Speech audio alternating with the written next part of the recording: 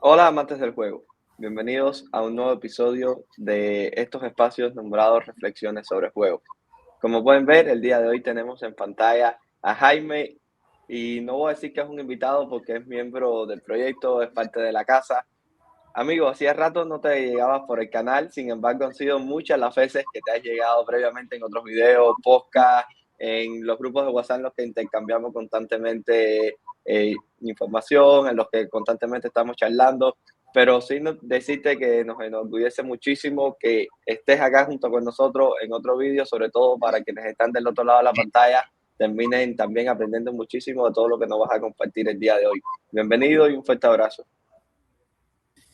Bueno, Monchi, muchas gracias y también a Nori que ha estado bastantes veces escribiéndome, insistiendo ahí que vaya al canal, que cuando grabamos. La verdad es que pues estoy muy contento de estar aquí con ustedes nuevamente porque, bueno, yo creo que desde el principio yo he estado involucrado con el espacio en el que ustedes han querido, digamos, crear aquí. Y nada, estoy muy contento, ya les digo, porque, bueno, hace creo que un año, 2 años, creo que, no sé cuándo fue la última vez que grabamos, pero ya tiempo de eso.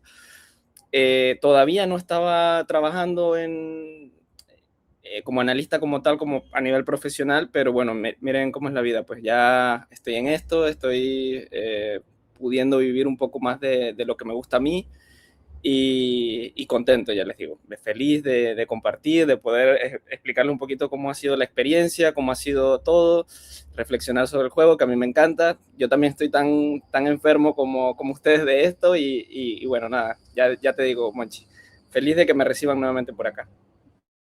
Y Jaime, qué bueno, y como comentabas, nos enorgullece muchísimo de que lo que has ido consiguiendo, sobre todo desde esta última charla, como decías, hace año y tanto que estuviste junto a nosotros y dónde te encuentras hoy.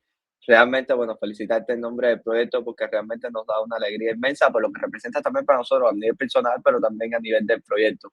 Nori, bienvenido. Hola Monchi, un saludo para ti, para los que están del otro lado y bueno, y por supuesto a Jaime, agradecer que se haya pasado por acá y como tú dices, no solo es lo orgulloso que nos sentimos de él, sino que probablemente yo creo que ni él mismo se pone en perspectiva el gran logro que ha logrado a nivel personal y bueno, a nivel colectivo también, ¿no? Porque, bueno, como quiera que sea, yo creo que visto desde afuera, yo creo que se pone incluso más en valor probablemente todo lo que han logrado, que ha sido muchísimo, ¿no? Y un poco, una pregunta un poco más personal para arrancar un poco, Jaime. ¿Qué se siente ser mundialista? Bueno, Norio, la verdad es que, mira, a veces como tú dices, como que no caes un poco en cuenta en estar en esta situación. Yo recuerdo que yo empecé hace 4 años con el tema de involucrarme un poquito en el mundo del análisis, en tratar de hablar un poco más del juego, de reflexionar sobre él, de intentar entenderlo. Empecé a hacer amistades, empecé a, digamos, a lograr hacer un círculo de personas que podían enseñarme a mí, entre tantos ustedes, por supuesto, y creo que a partir de esa pasión de querer trabajar en el día a día, de estar haciendo lo que a mí me gusta, pues surge la oportunidad y luego cuando reflexiono, intento ver hacia atrás y digo, bueno, es increíble cómo en un año me ha cambiado la vida de estar haciendo análisis por Twitter a estar haciendo análisis para un equipo, para mi selección a nivel profesional y para poder estar en un mundial. Entonces yo creo que el logro es inmenso, como tú dices, y la alegría también. Y créeme que a veces se me olvida de dónde vengo, de dónde estoy. Ese tipo de cosas uno a veces las pasa por alto, pero yo creo que siempre hay que intentar recordar un poquito o tratar de poner en valor las cosas. Y otra cosa, pues, también estaba recordando un poco el otro día cuando comenzamos en esto, que Nori me invitó, creo que para el proceso, ya estábamos en el proceso de Thomas Christiansen, y Nori me invitó para reflexionar un poquito, hablamos del área de CONCACAF, hablamos un poquito de aquí, de la selección de Panamá. Bueno, mira, de hablar de la selección de Panamá en un podcast a analizar para la selección de Panamá en un mundial. Eso, ya te digo, es un logro y una alegría inmensa. Y recuerdo, eso creo que fue cuando estábamos en los episodios por Twitch, Nori, ¿no? Hace ya casi 2 años, wow. Qué bonito también, bueno, que mirando así en retrospectiva las cosas hayan cambiado tanto. Y no solo es el hecho de que te hayas ya vinculado a todo lo que es fútbol profesional, sino hacerlo también por tu selección, que imagino que eso tenga un componente emocional detrás grandísimo, o sea, inmenso, y luego obtener también la clasificación mundialista con todo lo que representa, y luego todo lo que va a hacer vivir también el mundial, aunque decir que el grupo no está muy favorable, que digamos, un grupo bastante divertido. Inglaterra, Croacia, Ghana, o sea, va a ser un grupo bastante interesante. A decir a todas estas, bueno, que para quienes no te conozcan, Jaime, que cuando hablamos de tu selección estamos hablando de la selección de Panamá, porque bueno, nosotros sabemos que eres panameño, pero a lo mejor hay quienes no sabían que esa era tu nacionalidad. Jaime, decías que hace año y medio más o menos no te acercabas acá junto a nosotros a estos espacios, ya con las experiencias también que has obtenido dentro de este fútbol profesional y sobre todo en estos últimos tiempos, ¿qué ha cambiado de ese Jaime analista de aquel entonces al Jaime analista de hoy? ¿Qué la experiencia te ha permitido obtener y decir cosas que antes consideraba muy importantes dentro del análisis, hoy no lo son tanto, o cosas que quizás pasaban más desapercibidas, hoy me doy cuenta del valor tan inmenso que tienen? Yo creo que cambia mucho el tema de cómo enfocas las cosas, porque al final cuando tú analizas para un grupo a nivel de comunicación, o sea, una masa, como hacíamos en Twitter o como yo hacía en televisión, porque también participé un poquito en televisión en ese aspecto, cambia mucho, porque los análisis muchas veces iban dirigidos a un grupo de personas que quizás podía interesarles el juego, pero están tratando como de entenderlo, y acá te encuentras en un escenario en el que todos tienen un nivel alto, todos son profesionales, todos tienen muchísima experiencia y tú no te quieres quedar atrás. Entonces yo creo que lo que cambia sobre todo es el propio nivel de la exigencia para contigo mismo a nivel de análisis, porque sabes que estás haciendo cosas para competir, para hacerlos a nivel lo más profesional posible. Y yo creo que eh, todo el enfoque que tú pudieses tener en un momento determinado ya no te vale, o te vale menos que lo que te valía en ese entonces. Entonces yo creo que por ahí va un poco el tema del cambio, ese va por una parte, y luego el tema del aprendizaje, que aprendes un montón, porque ya no solamente es yo analizando para varias personas, sino somos un grupo de personas. Entonces yo lo que veía ya no solamente lo veo yo, sino que lo ven otras personas, y lo que no le llega a ver me lo comentan, y entonces lo debatimos y lo reflexionamos. Entonces ya tienes como un panorama mucho más abierto a la hora de analizar. Y como te digo, para mí es clave el tema del aprendizaje, porque yo creo que si algo me ha cambiado este último año es que había muchas cosas a las cuales yo no les daba quizás la importancia en un análisis, como por ejemplo algo pequeñito puede ser el tema de la importancia de los perfiles defensivos, que en principio para mí, si yo hago un análisis en Twitter, quizás no me interese tanto, pero acá es fundamental para poder defender la profundidad, para poder controlar X situaciones. O sea, son aspectos que en un principio, cuando tú trabajas para ti mismo o haces las cosas para ti, ya no, el análisis cobra otro sentido, y cuando ya estás a nivel profesional, pues tienes que tratar de empaparte de todo lo posible, fundamentos individuales, todas esas cosas creo que vamos a decir que se multiplican, se tiene que hacer mucho más, tienes que estar mucho más en mil cosas, y yo creo que va un poco por ahí el tema del cambio.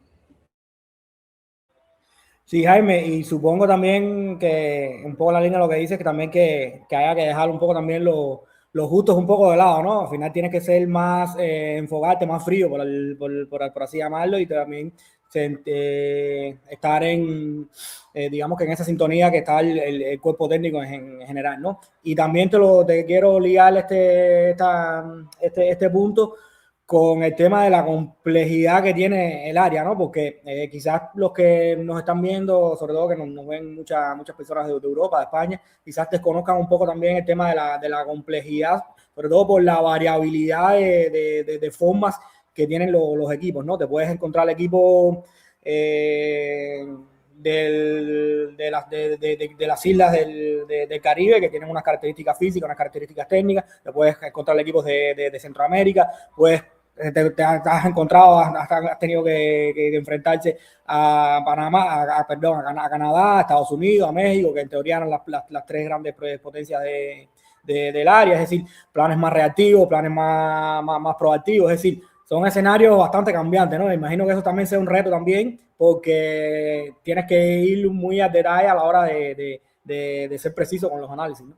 Yo creo que algo que complejiza un poco el tema del análisis es que en el área nosotros no todos tienen la capacidad de poder tener acceso a cierta información. O sea, por ejemplo, en las islas, que como tú comentas, habrá islas que no tienen analistas, que no tienen o que no suben videos, o que no tienes tanto registro, o que cambian de entrenador cada 2 meses, y diversas cosas. Entonces te enfrentas a ese tema del tema de la información, ¿no? De poder tener acceso a ciertas cosas para poder realizar el análisis. Eso por un lado. Luego el tema táctico también te cambia muchas cosas, porque tú crees que puedes intentar hacer una serie de cosas, pero luego el día de partido te encuentras con que el rival no hace nada de eso o cambia completamente, porque las islas, o por lo menos en esa parte del Caribe, sí tienden a, digamos, a no ser estables en cuanto a modelos de juego. Entonces esa parte, en el tema del análisis, siempre te va a tener,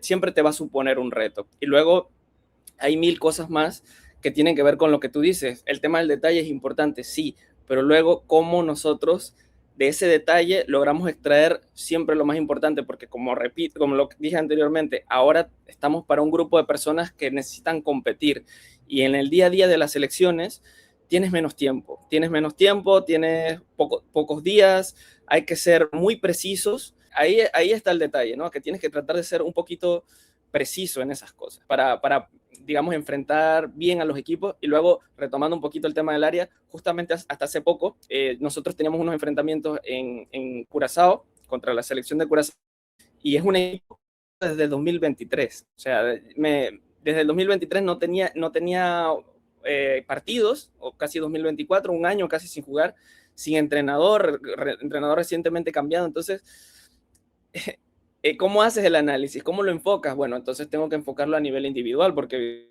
no me va a servir enfocarlo a nivel colectivo. Tengo que jugadoras o jugadores han estado viniendo, que ese tipo de cosas, para poder tratar de extraer algo de cual podamos hacer el trabajo de la semana. Entonces, la diferencia grande con los clubes es que los clubes tienes mucho material para trabajar. O sea, tienes muchísimo a nivel profesional, tienes 1000 cosas, y en el área aquí a veces estamos un poquito restringidos, inclusive selección de Centroamérica, que en teoría deberían tener mucho material, tampoco en El Salvador, incluso Guatemala, que son selecciones que, claro, pero a veces te puedes encontrar con esa parte. Yo creo que ese es el gran reto del analista de selecciones, la verdad. Aquí, por lo menos en Centroamérica. Jaime, y siguiendo un poco con lo que es esta línea, hablabas ahorita del tema de la precisión, de lo que representa también para el analista de selección, debido a que no tienes tanto tiempo luego también vinculado a los jugadores. ¿Cómo gestionar entonces con esos jugadores mediante el staff la información a transmitirles justo desde esa precisión que comentabas?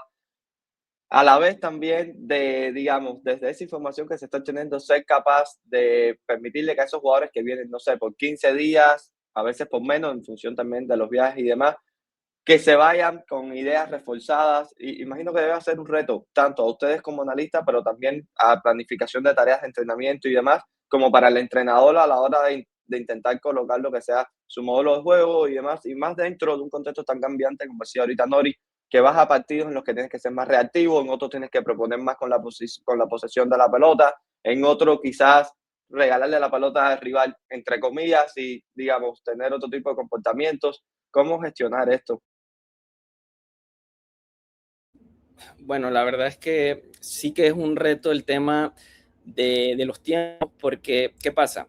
Muchos jugadores, evidentemente, ustedes lo saben, vienen de un modelo de juego.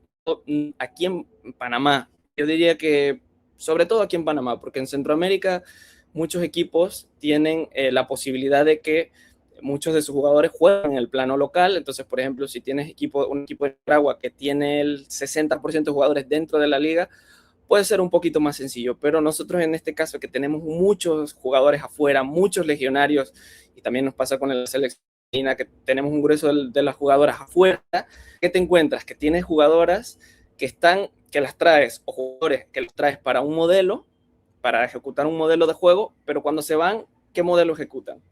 ¿Están jugando en un equipo que tiene la misma propuesta que nosotros? No.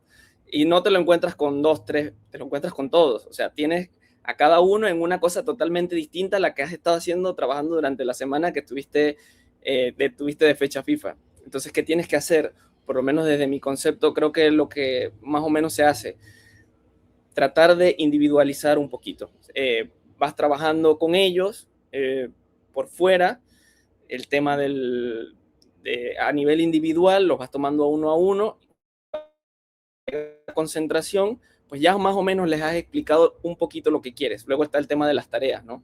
Evidentemente, trasladar todo eso que has estado hablando con ellos a nivel individual, pero también te digo algo, o sea, al final el jugador está en su mundo, está teniendo sus cosas, tampoco es que pueda estar tan ahí, y sobre todo que el jugador quiere jugar. Si yo le mando un material a una jugadora para la próxima fecha, con 2-3 meses de antelación, ¿qué me garantiza a mí que esa jugadora va a ver el material que yo le estoy enviando de modelo propio, de análisis propio, de análisis rival?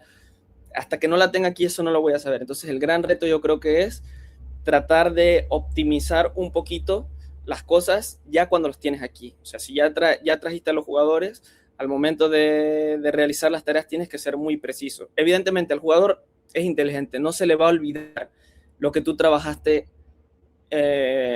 hace 2 meses con él. Cuando venga y entre en situación, empezará a generar sinergias con los compañeros, van a volver a reactivarse con el modelo.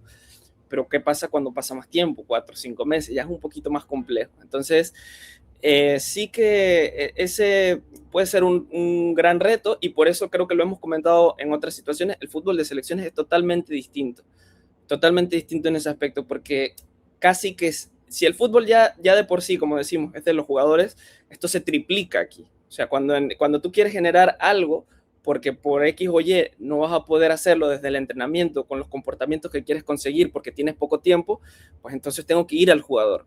Y el jugador X perfil me va a garantizar a mí, o X perfiles me van a garantizar a mí, que se reproduzca un poquito más la situación que yo quiero que pase.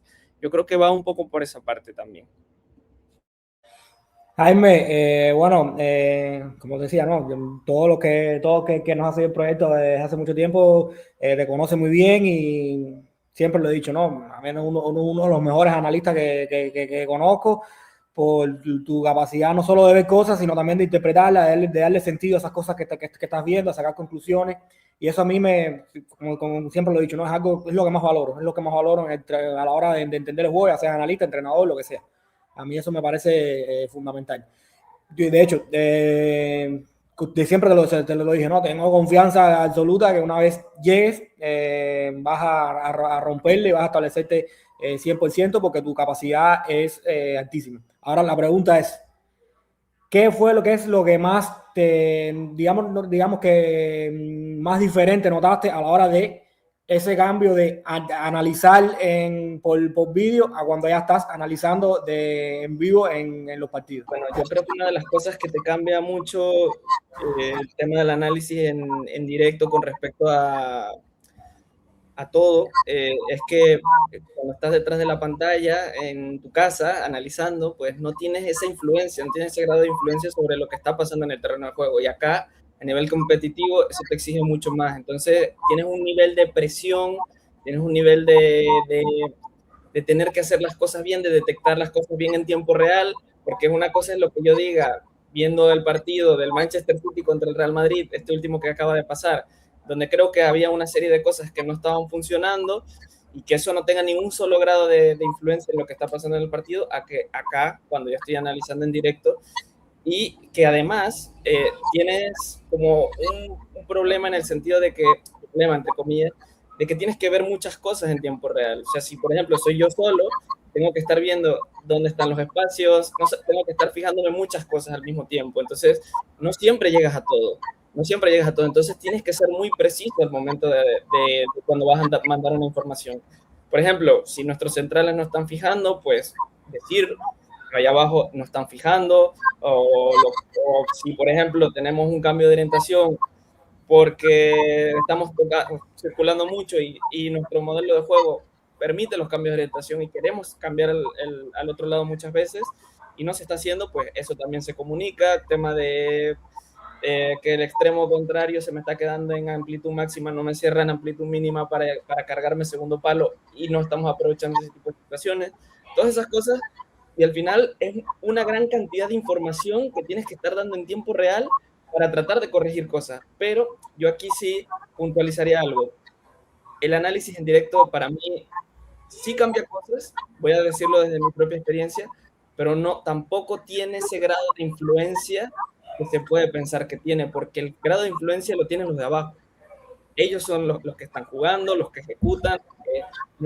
Acá nosotros podemos dar una serie de pautas, decir un par de cosas, pero si ya todo lo que tú has trabajado en la semana no se ve reflejado en el campo, a veces es muy complicado darle la vuelta durante el partido. Eso es complicadísimo. Si ya digo, habrá situaciones puntuales. Por ejemplo, yo en Australia, estando con la selección femenina, habíamos marcado en el plan de partido que nuestra extremo alejada se quedara un poquito en intermedias entre central, lateral y un poquito la medio centro rival, para que en el momento que Australia intentara girar la circulación no pudiese conectar con ella. ¿Qué pasaba? Pues que nuestro extremo se hundía demasiado y al momento de ellos girar la circulación desde lateral, central a la otra central, lo lograban hacer, nos giraban y nos hacían correr para atrás. O lo hacían desde lateral hasta central contraria. Entonces, ¿qué hice yo en el descanso? Bajé, mostré clips, esa situación, más que nada esa situación puntual, porque tampoco es que tienes mucho tiempo para mostrar muchas cosas, en 15 minutos. Solo esa situación, y en el segundo tiempo, robos en campo contrario una y otra vez, solamente con ajustar la posición de ella, solamente se lo mostré a ella, y ahí también te sientes bien contigo porque tienes ese pequeño grado de influencia en qué cosas que pueden ir pasando en el terreno de juego. Pero, ya te digo, no es lo más grande, no es lo que te va a llevar a ganar los partidos. Para mí todo eso está en el previo, todo eso está en lo que tú hiciste anteriormente, y pequeñas situaciones puntuales pueden darte un cierto margen para crecer durante el partido en directo, pero yo creo que no tenemos ese grado de influencia tan elevado como se puede suponer a veces. Jaime, y a mí algo que me llama la atención es que, bueno, nunca me ha tocado estar en esa situación. Imagino que la vista, al estar en alto, sí te permita ver más lo que son patrones de juegos y demás, pero que es algo que no tiene el entrenador. Digamos, esa vista más macro de lo que puede llegar a ser el juego, movimientos y demás, pero algo que sí tiene el entrenador estando en cancha es esa sensibilidad, ese olfato de saber este jugador qué tan enganchado o no está, algo que desde arriba quizás se ve, no se llega a sentir. ¿Cómo es entonces esa comunicación cuando, por ejemplo, sientes que en ese caso, ese extremo, por ejemplo, no está ajustando bien su posición y demás, pero sin embargo el entrenador desde cancha puede sentir de que pese a eso está más cerca de recuperar ciertos balones, de que pese a eso está muy enganchada en el partido? ¿Cómo gestionar eso? O que hace 2, 3 jugadas positivas y a partir de ahí su partido comienza a crecer. ¿Cómo es ese también intercambio de información? Porque me ha sucedido de que cuando he estado en cancha me he imaginado unas cosas en el partido, unas soluciones, sin embargo, ya después cuando agarro el vídeo, que ya no es en vivo también, es diferente a lo que venías comentando, pero obtengo otras informaciones completamente diferentes a las que obtenía desde lo que es la línea. Es que, bueno, cambia totalmente porque, o sea, yo pienso que el analista es un privilegiado por la vista que tiene, porque realmente en el campo no se ve nada. En el campo no ves nada, no puedes, lo que tú dices, tener sensaciones de lo que está pasando y puedes sentir más al jugador al tenerlo tan cerca, pero el analista no, el analista todo es en frío. Y si yo veo que un jugador no está haciendo, o siento que está haciendo algo que no está siendo beneficioso para nosotros, por X o Y, pues yo lo comunicaré, pero al final la sensación y quien manda, quien tiene peso real, es el que está ahí abajo, que es el entrenador. Nosotros estamos al servicio de él. Yo creo que eso es una parte importante de entender, que por mucho que yo tenga una información, que por mucho que yo considere algunas situaciones o que algún jugador hay que modificar alguna cosa en sí con él o cambiarlo o lo que sea, esa decisión no la tomaré yo. Será más parte de sensibilidad del entrenador. El entrenador sí tiene mucho peso ahí. y yo puedo mandar la información. Mi trabajo es ese, mandar la información. Luego ya allá abajo ellos deciden. Ese es yo creo que la definición de los roles aquí. O sea, no es como que puede haber un feedback de su parte y yo decir, veo esto y me lo devuelven y me dicen, no lo vemos tan así, pero ya yo cumplí con mi parte. Entonces, como tú dices, al final te cambia muchas cosas ver en frío que en caliente, porque, por ejemplo, y ya no solamente la parte del entrenador, te lo digo a la parte del jugador, el jugador que está viviendo el partido, yo no lo estoy viviendo. Entonces, si yo veo una situación donde creo que un jugador se ha equivocado en una decisión, luego cuando me acerco a él y hablo con él y me explica, mi análisis queda un poquito desmontado porque él me explica una situación que él estaba viviendo en ese momento que yo no podía percibir porque lo vi desde arriba. Me explico, a veces nosotros, y lo digo en general, no solamente los que estamos en fútbol profesional allá arriba viendo y determinando cosas, sino en general los analistas, todos, cuando vemos un partido, creo que a veces omitimos un poco la parte de que por qué el jugador está haciendo una cosa, por qué está haciendo X situaciones que nosotros creemos o consideramos que están mal, porque él lo está viviendo allá abajo y cuando te lo explica, entiendes por qué lo estaba haciendo. Entonces, ese tipo de situaciones muchas veces nosotros las omitimos. Por ejemplo, claro, yo puedo determinar que, por ejemplo, mi línea defensiva se está hundiendo en exceso. Me está abriendo mucho el espacio entre líneas, ¿verdad? Pero ¿por qué me está abriendo mi línea defensiva eso? Yo no lo sé. Ah, bueno, luego hablo con los jugadores y entiendo por qué lo están haciendo. Porque creen que al meterse más atrás y abrir el espacio entre líneas, ellas van a poder controlar un poquito más la profundidad, porque quieren ganarse esos 5 o 6 metros en caso de que les golpeen en largo. Pero eso yo no lo sabía de inicio. Yo solamente puedo determinar que estaban haciéndolo, entre comillas, mal. Pero esa no es la sensación que ellas estaban viviendo en el momento. Evidentemente, luego corregiremos y explicaremos y diremos, creo que podemos hacerlo así, pero también es importante la opinión del jugador. Y yo creo que eso en el análisis tiene mucho peso, porque el jugador también puede interpretar cosas, también siente, al final son los que están jugando. El jugador puede interpretar, puede aportar soluciones, puede incluso aportar más soluciones que nosotros. Entonces, ese tipo de cosas yo creo que siempre son importantes. Entender un poquito la parte jugador, entrenador, analista, entender un poco los roles y que todas las partes siempre puedan llegar a algo en común. Jaime, ahorita hablabas de la diversidad que existe en el área sobre a la hora de encontrarte distintos equipos, distintos modelos de juego, distintas propuestas. Pero también existe diversidad a la hora de encontrarte distintos jugadores, ¿no? Porque por lo que hemos hablado, siempre ha sido un analista humano en el sentido de que le das importancia a la humanidad del jugador y a la individualidad y a las características de los jugadores, ¿no? Pero la contraparte, yo creo que es donde entra un poco la parte difícil a nivel de selecciones y sobre todo en un área que tiene tantísimas selecciones tan amplias que se hace imposible analizar o conocer a todos los jugadores porque no llega, es imposible humanamente llegar. Y un poco por ahí, ¿no? ¿Cómo es ese reto de tratar esa sensibilidad humana tuya a la hora de analizar el juego, tratar de tener frialdad para extrapolarlo un poquito a la hora de ser lo más preciso posible?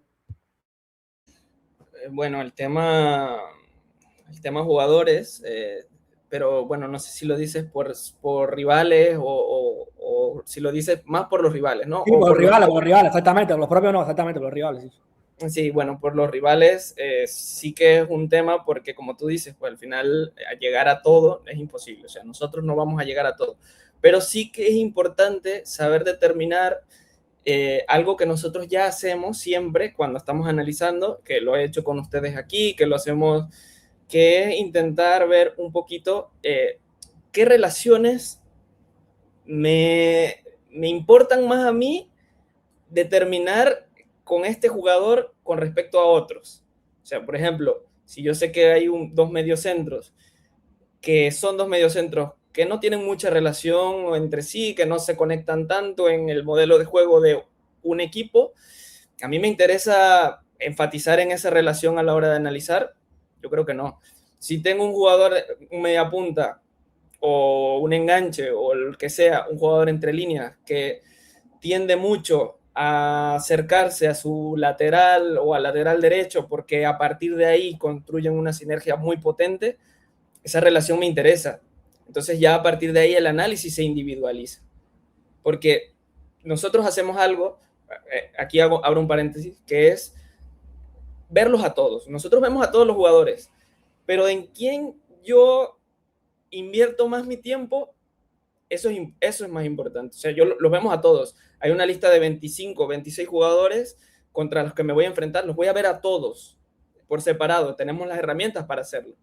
Pero no es lo mismo que yo le dedique 10 minutos de clips separados, porque los puedo encontrar clips separados del jugador para más o menos determinar un poquito el perfil y a la hora de darle información al jugador tenga un poquito estas cosas en cuenta, a que luego, cuando estoy analizando el modelo de juego del rival, irme directo a los jugadores que yo sé que son un potencial daño para mí a nivel de relaciones entre ellos. Entonces ahí quito un poco, filtro, y entonces ya vamos a los jugadores que nosotros sabemos que nos pueden hacer daño, que sabemos que nos interesan, o inclusive sabemos dónde podemos aprovechar.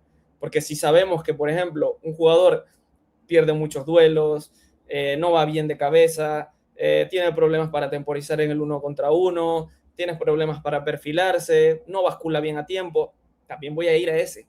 O sea, hay que saber, y eso todas esas cosas las determina el propio análisis. O sea, en el momento en el que yo me siento y veo 3, 4, 5 partidos, ya estoy detectando dónde pueden ir esas pequeñas cosas, donde puedo centrarme en lo individual, única y exclusivamente.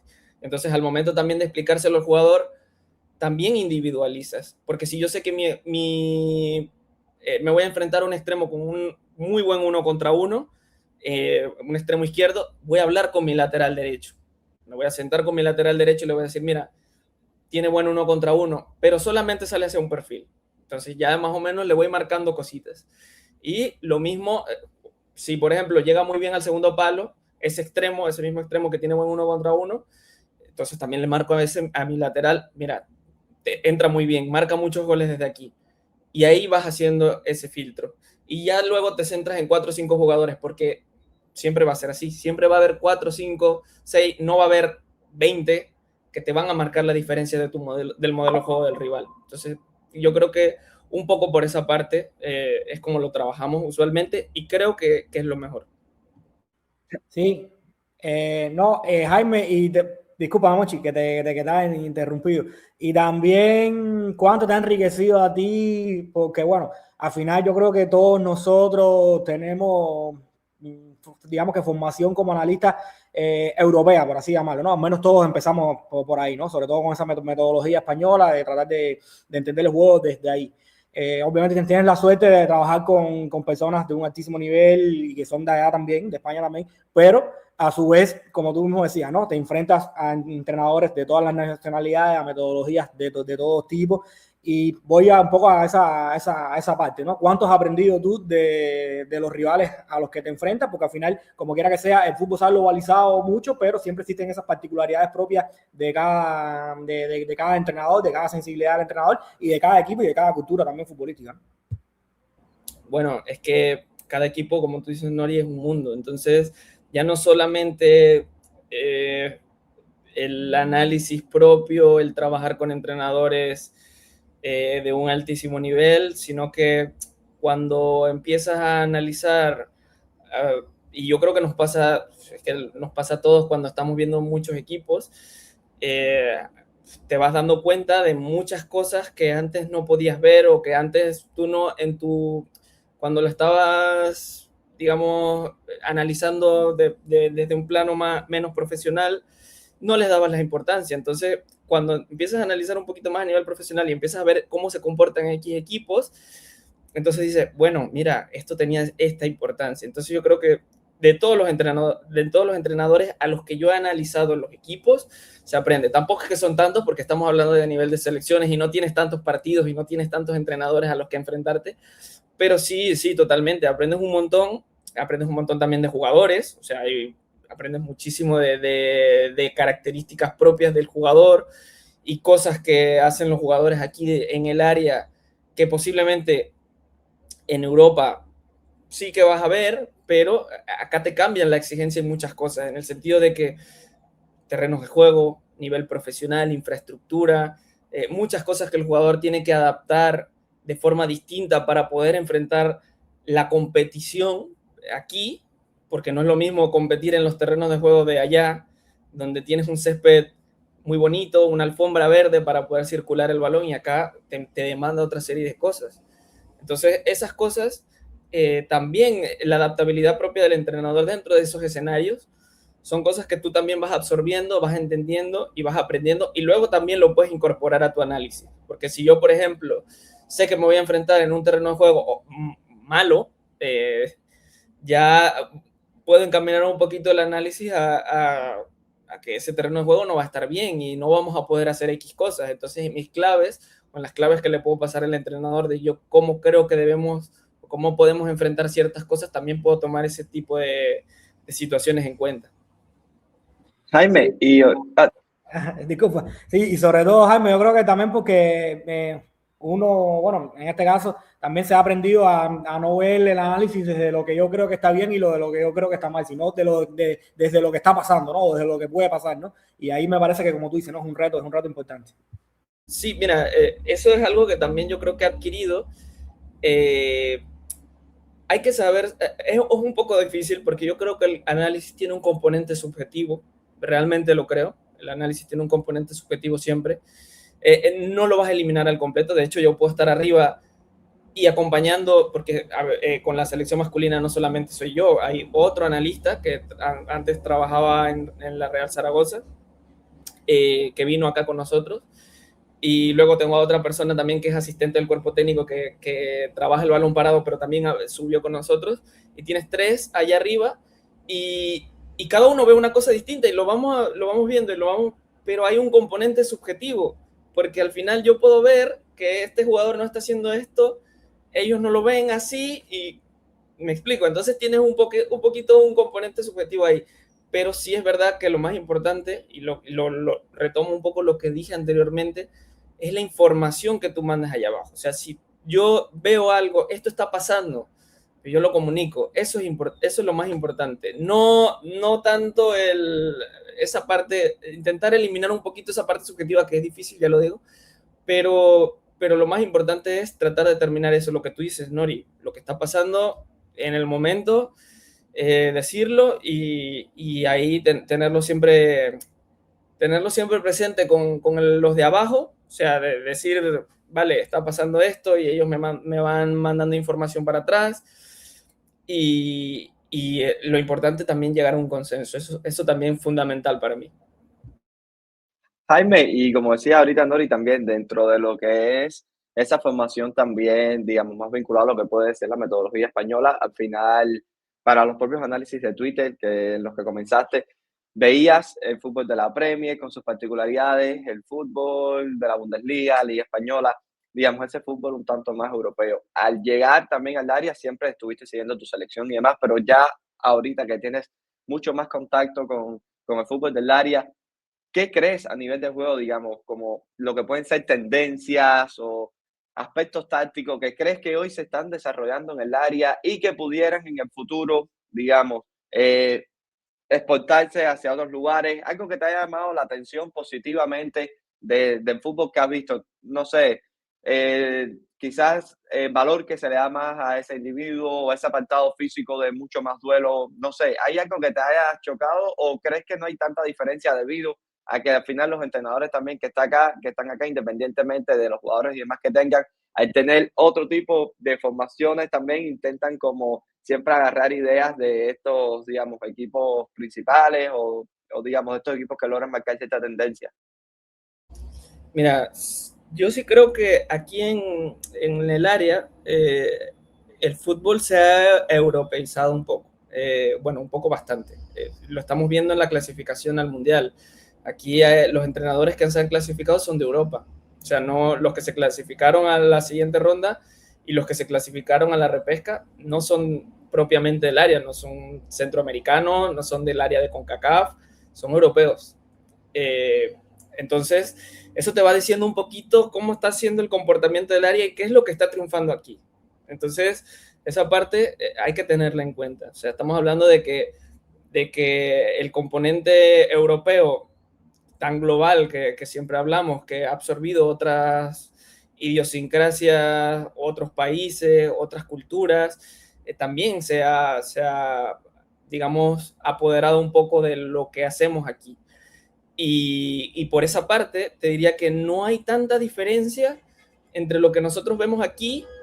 Sí puede haber más duelos, sí puede haber un poquito más de choque por cosas un poquito como en Sudamérica, sí podemos decir que podemos tener ambas cosas, pero a nivel de juego, de interpretación, de organización, de modelos de organización con balón o sin balón, yo te diría que sigue las mismas tendencias. Ahora hay mucho duelo individual, hay muchos equipos, Nicaragua es uno, equipo que juega a pares, o sea, que te va y te individualiza la presión. O sea, han adquirido un poquito, todos los equipos de aquí del área han adquirido un poquito de todo. Equipos que te defienden intermedias, bueno, lo más clásico, como nosotros aquí en Panamá defienden intermedias, no va al hombre, pero luego hay situaciones en reinicios donde sí vamos a pares. Entonces, nosotros todos aquí en el área hemos adquirido un poquito de todas las cosas. Yo no diría que hemos inventado nada nuevo, porque el fútbol para mí ya está todo inventado, pero sí evidentemente que se van, digamos, pasando cosas de un lado a otro, y ese tipo de situaciones que vemos en las grandes ligas, en la élite europea, también se ven aquí. O sea, es más o menos similar en ese sentido. Sí te puedo decir que a nivel analítico, un equipo que me llamó mucho la atención, ya aquí haciendo un ejemplo más individual, es Surinam, un rival que nosotros enfrentamos. Era un equipo que te variaba mucho los sistemas de juego, por tanto era muy complicado de saber cómo lo ibas a enfrentar. O sea, a veces te podías jugar en 4-3-1, a veces en 5-4-1, y a veces nosotros digamos que no le deberíamos dar la importancia, pero sí se la dábamos porque las relaciones que les interesaba a ellos, la forma de encontrarlas era diferente en función del partido. Muchas veces, por ejemplo, jugaban con carrileros, jugaban con el carrilero dentro y te atacaban la intermedia, pero ¿por qué? Porque los extremos, Becker, Geraldo Becker, si lo conocen, ya estaba en la Real Sociedad, y el otro Margaret, que juega en primera división de Holanda, eran dos extremos de 1-contra-1 muy potentes. Entonces, ¿qué les interesaba a ellos? ¿Que el carrilero les recibiera en amplitud o les recibiera por dentro? Bueno, a ellos les interesaba que el carrilero se metiera por dentro y rompiera, para que encontrar ese pase directo sobre el extremo, para que pudiese encarar o para que tuviese la diagonal hacia adentro, porque eran extremos a pierna cambiada. O sea, ese tipo de cosas. Y luego también hubo situaciones donde jugaron con un falso 9. O sea, jugaban en 5-4-1 también, ¿verdad? Metían a los extremos dentro, pero lo fijaban porque ese día, lo fijaban dentro de los dos extremos, porque ese día les interesaba que los apoyos del falso 9 pudiese venir a recibir, el central no siguiese, porque los extremos estaban fijados entre intervalos, entre centrales, entre central lateral. Entonces es un equipo que variaba mucho, pero ¿de dónde era el entrenador? ¿O de dónde eran las figuras del cuerpo técnico de Holanda? O sea, son equipos, ya te digo, que al final todos, y Surinam pertenece al área de Sudamérica, por si acaso, pero jugaba para CONCACAF, pero son equipos que al final han adquirido esa cultura de ser un poquito más europeos, que no tanto de cosas del área propiamente de Centroamérica. Entonces, yo creo que va por ahí. Y luego, ese equipo también, cuando te defendía, ¿vale? No te presionaba alto, te defendía en intermedias algunas situaciones, pero luego cuando te enfrentabas a ellos, por ejemplo, la primera línea sí era muy zonal, pero todo lo demás, centrales y mediocampistas, te perseguían a morir por todo el campo. Entonces, cambiaban un poco las cosas. Esas son algunas de las cuestiones que yo me he encontrado en el área, que no difieren para nada de lo que nosotros vemos en los grandes equipos de Europa. Y hablando de grandes equipos de Europa y de cosas que suceden en Europa, por ejemplo, también, obviamente, son jugadores que ya desde tu época de Twitter lo tenías muy visto y le dabas muchísimo seguimiento, pero Panamá ha crecido muchísimo a nivel individual, y por ejemplo, jugadores como Amir Murillo, que está siendo entrenado día a día por De Zerbi, bueno, o grandísimos jugadores que tiene la selección, ¿no? Como hemos hablado muchísimo de Carrasquilla, lo que nos gusta Carrasquilla, pero te lo digo un poco más a nivel personal, ¿cuánto te ha aportado a ti tenerlo más de cerca, ¿no? A la hora de reflexionar sobre juego, teniendo en cuenta lo que ves de los jugadores. Bueno, te cambia muchas cosas también porque aprendes mucho más del jugador. Porque una cosa es verlo en los partidos, solo ves los partidos y ya tienes menos material que cuando ya lo ves entrenar. O sea, en el día a día, cómo se comporta, qué cosas son su fortaleza.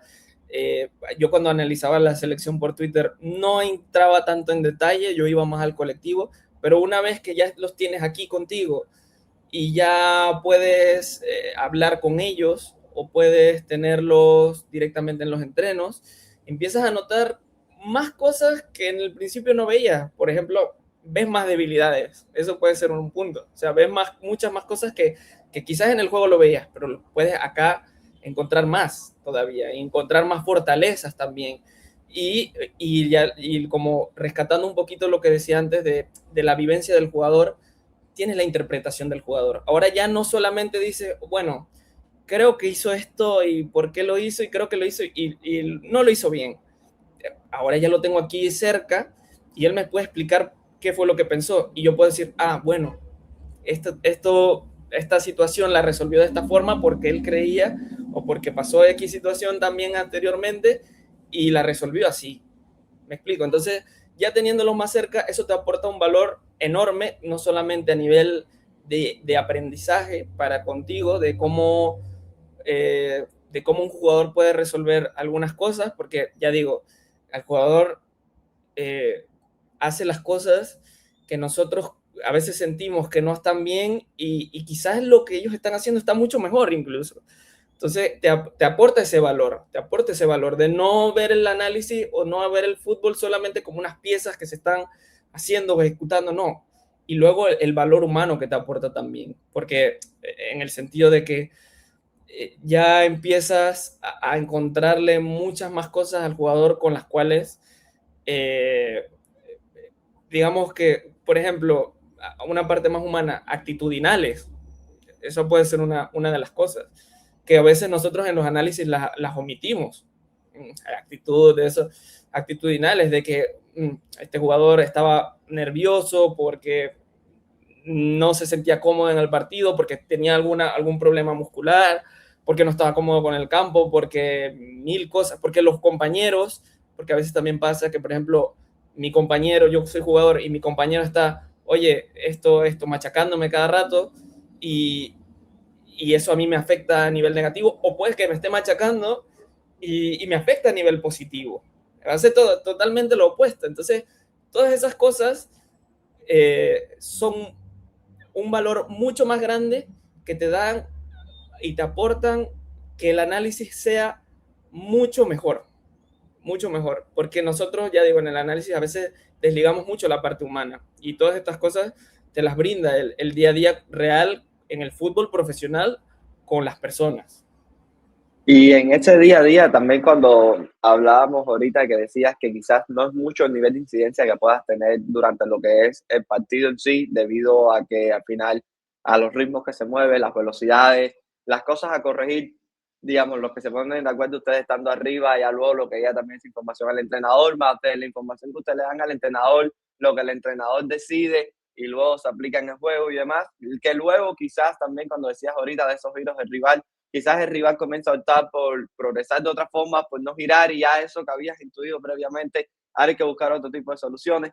Sin embargo, donde sí quizás haya un poco más de tiempo es en esos entrenamientos. Ahorita cuando decías que se aprende muchísimo desde el entrenamiento y demás, ¿cómo ha sido también, Jaime, ese vínculo que has tenido con lo que ha sido sesiones de entrenamiento, con lo que ha sido también, digamos, no sé si la palabra es análisis más prolongados, debido a que imagino que en esos día a día tengan más tiempo también para cosas que analizaron, digamos, del anterior parón, qué tantas cosas se pueden terminar obteniendo de esos últimos juegos, que como decías, ya luego pueden ser 2, 3, incluso 4 meses después, porque lo que me llama la atención sobre todo es que a nivel de clubes tiene cierta secuencia.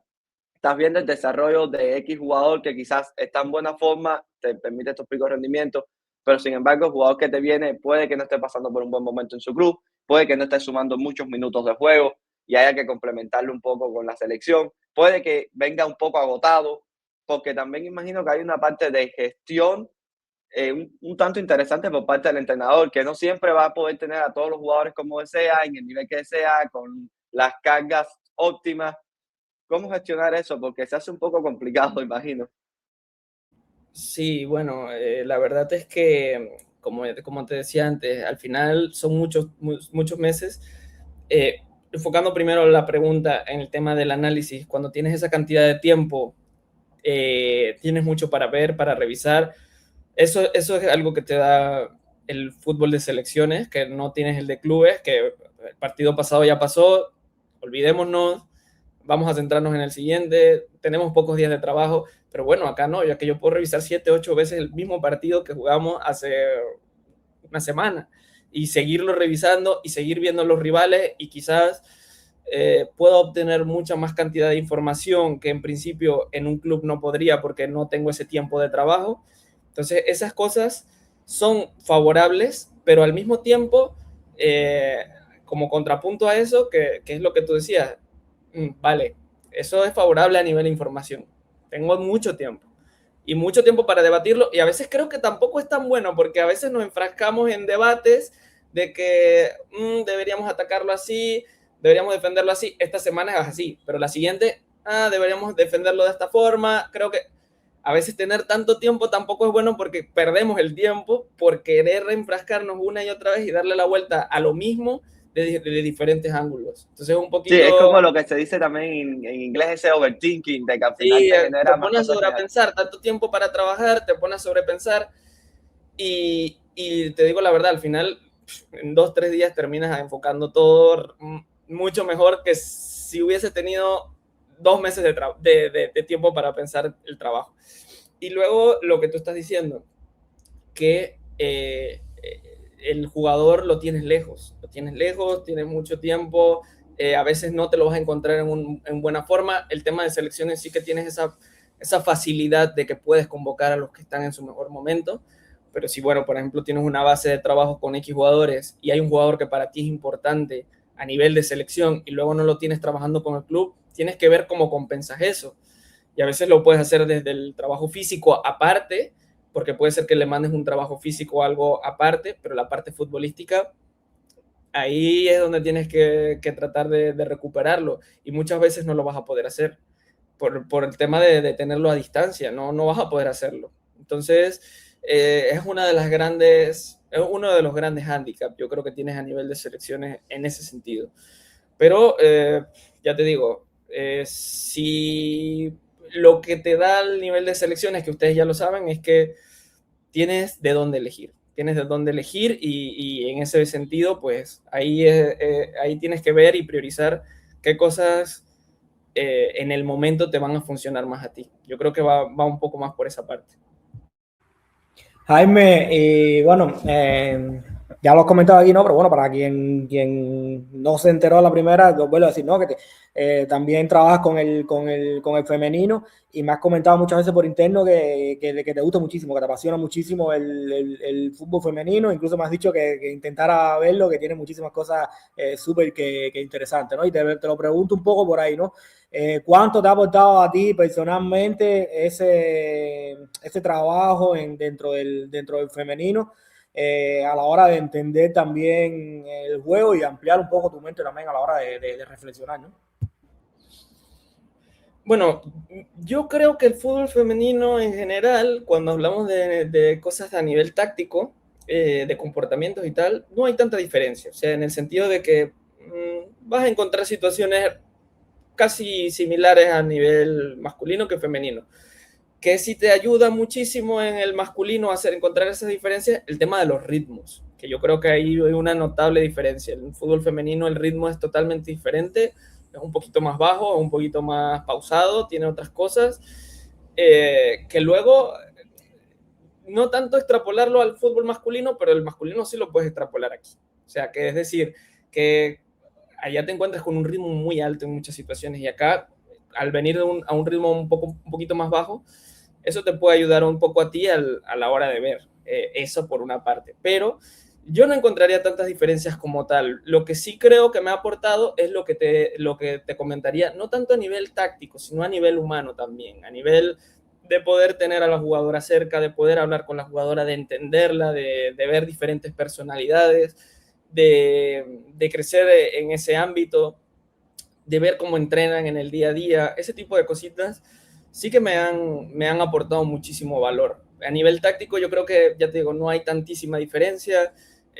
Quizás un poco el tema de las porteras, eso yo creo que es un tema en fútbol femenino donde sí hay una diferencia notable con respecto al masculino, porque se ven muchos más goles fuera del área, porque cuesta mucho más el juego aéreo, en los duelos, ese tipo de cosas yo creo que sí cambia mucho, pero lo que te diría sobre todo a nivel de fútbol femenino, tema humano, tema de poder compartir, coincidir y abrir mi mentalidad, porque cuando yo estoy diciendo que por qué sé que un jugador en una X situación que yo he analizado, que pienso que está mal, cuando él me lo explica, pienso que está bien, es también porque he tenido ese feedback de hablar con la jugadora y ella diciéndome a mí lo que ella pensaba en ese momento. Entonces no solamente es eso, es más que nada ese tipo de situaciones. Jaime, ya que sí creo que se anunciaron también las sedes del Mundial, ¿dónde les tocan los enfrentamientos a ustedes? ¿Qué país? ¿En qué ciudad? Toronto 1 y New Jersey. Toronto 2 y New Jersey 1.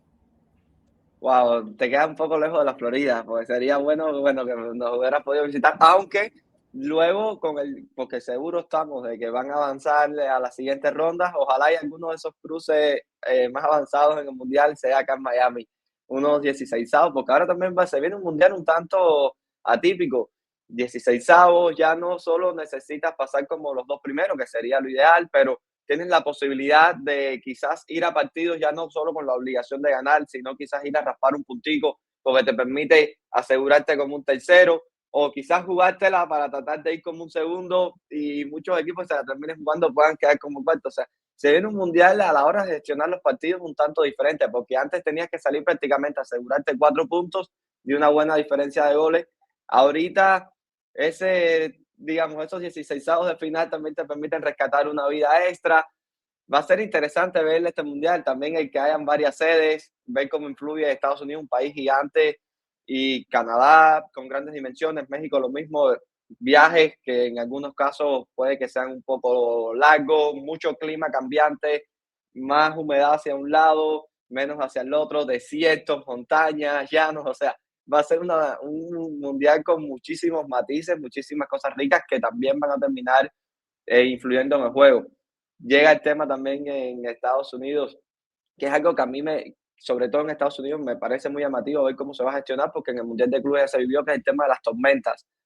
Un partido que se pare por una tormenta eléctrica, ¿qué hacer con esos jugadores en ese tiempo? Porque creo que fue un partido incluso que involucró al Chelsea, que estuvieron casi 40 minutos sin jugar. O sea, ¿cómo hacer que esos jugadores luego entren a la cancha? ¿Qué se hace con ellos? ¿Se les habla de fútbol? ¿No se les habla de fútbol? O sea, ¿han pensado un poco también en todos estos matices tan atípicos que se van a vivir en este mundial? Mira, de salida te digo que yo no tengo mucha idea de absolutamente nada de lo que va a pasar allá, porque va a ser mi primera experiencia como a ese nivel, ¿no? Ahí va a cambiarme mucho también mi perspectiva en el cuanto a cómo me manejo yo en el área, porque ahí ya tienes otra tecnología, los estadios, estuve hace poco, bueno, este año estuve en el SoFi Stadium allá en Los Ángeles y un mundo totalmente distinto, no tiene nada que ver con lo que yo me encuentro aquí en el área cuando me meto con mi camarita en un cuartito sin aire, con calor, sudando, bueno, nada que ver con el mundo, que es un mundo totalmente aparte de lo que va a ser a nivel selecciones, profesional, todo lo que representa un mundial. Entonces ahí ya te encuentras con un panorama que tú no conoces. Y en mi caso, tampoco sé cómo lo vamos a gestionar varias de las situaciones que tú estás diciendo. Sí que creo que me va a ayudar mucho, porque en el sentido de que es tanto el cambio de lo que tú haces aquí en el área para competir durante el partido, va a ser tan grande que eso a mí, la exigencia propia del área que ya tengo, allá voy a tener muchas más facilidades. O sea, el cambio va a ser notable en ese aspecto. Primero voy a tener mucho más información, mucho más datos, no voy a tener que estar con mi cámara porque ya FIFA tiene una cámara táctica puesta arriba. Entonces esas cosas te facilitan mucho más el trabajo y ya tu exigencia del día a día, de lo que tú has visto, de lo que tú has hecho, al final te va a llevar a ti quizás a hacer un mejor trabajo. Bueno, por lo menos en el caso es lo que yo espero que sea así para conmigo. Y luego el tema de gestión de clima, de cosas propias de que si hay tormenta y eso, pues yo creo que eso ya lo verá un poco más la parte, la otra parte, ¿no? La parte directiva, la parte de gestión deportiva, o quizás algunos miembros del staff, no todos, pero yo creo que esa parte no me compete tanto a mí. Sí, Jaime, bueno, nada, agradecerte por que te hayas pasado por acá. La verdad que fue un rato muy, muy ameno, ¿no? Porque sobre todo también conociendo un poco las particularidades también de tu trabajo, de tu esencia, disfrutando también un poco desde la distancia lo mucho que has crecido. Como te decía mucho al principio, ¿no? Rivales complicados, ¿no? Inglaterra, Croacia y Ghana, creo que es, si la memoria no me falla, ¿no? Y bueno, ya hemos hablado que estás ya en ese proceso de análisis de estudiar a los rivales, de intentar ya desde ahora ir sacando cosas. Y te lanzo la última un poco por ahí, ¿no? ¿Cómo se hace para...? Es que, como te decía, a veces las selecciones, ¿sabes? Son un mundo aparte por el tema del tiempo que existe entre los partidos y luego los pocos partidos que son, ¿no? Y me interesa muchísimo cómo estás enfocando ese trabajo ya previo desde ahora y cómo se hace para no tener certeza, ¿no? Porque creo que al final lo que tú saques ahora, las conclusiones que tú saques ahora, son un punto de partida importante, pero vamos a ver si son las mismas de aquí a 8 o 9 meses, ¿no? Entonces, un poco por ahí, ¿no? ¿Cómo se hace para tener esa frialdad de no quedarte con las certezas que ahora tú tienes? Sí, es que yo creo que no solamente en este caso, no, yo creo que en general, y creo que lo he comentado contigo antes, a veces el análisis te lleva a puntos o te lleva a ciertos sitios que el día de partido no te sirven para nada. Te lleva a sitios que no te sirven para nada porque tú me estás diciendo una serie de selecciones, es verdad. Yo puedo encontrar sus fortalezas, puedo encontrar sus debilidades ahora. Luego, el día en 2, 4, 3 meses, el fútbol es muy cambiante y esas selecciones me van a hacer cosas ya no solamente a nivel de comportamientos, de que de pronto mediocentro se mete en primera línea o deshacen ciertas líneas para progresar, no solamente a nivel de eso, porque eso tú lo puedes enfocar en una tarea de trabajo, sino a nivel de qué jugadores, estados de forma, que si este jugador viene jugando de esta manera y me puede suponer un problema, entonces yo tengo que enfocar un poquito más por ahí. Ese tipo de cosas yo creo que son, y ya te digo, al final del día, cuando llega el día del partido, en el directo, cuando yo estoy allá arriba, vamos a suponer que analicé una serie de cosas, que el equipo jugaba todo por fuera y ese día me juegan todo por dentro. Entonces, ese tipo de cosas son las que son un poquito complicadas de gestionar. No, y sobre todo un poco lo que hablábamos, Jaime, porque al final, por ejemplo, se van a enfrentar a toda una Inglaterra que tiene 1001 opciones para poner el individual y 1001 opciones para relacionarse. Y entonces un poco por ahí, ¿no?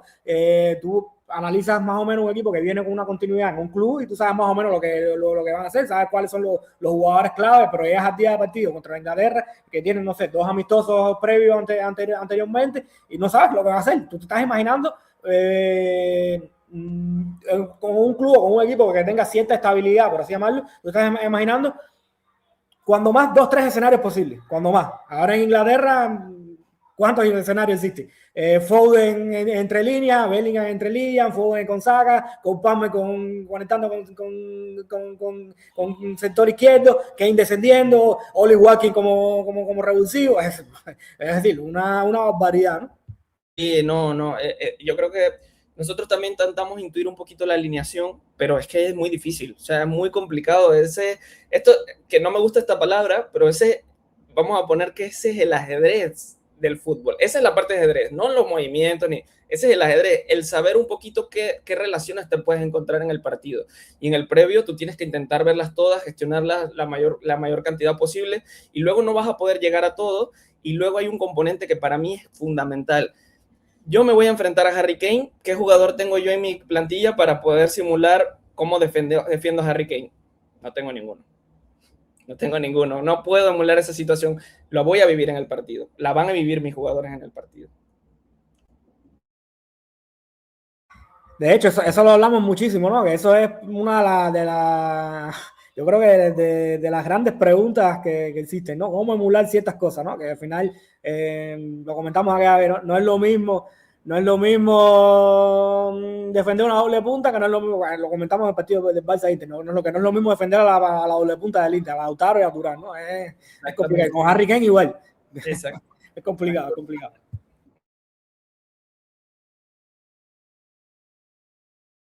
Oh, ya tenía el micrófono, sí, tenía el micrófono, no lo tenía prendido. Ya ahorita igual, como te decía Nori, agradecerte, Jaime, realmente por todo o sea, por todo el espacio que estuvimos acá, esta hora de conversación y demás, pero como siempre, felicitarte, realmente lo que has conseguido nos llena de un orgullo tremendo, nos alegra muchísimo de que vayas a poder disfrutar de la fiesta más grande que tiene el fútbol, que es este Mundial.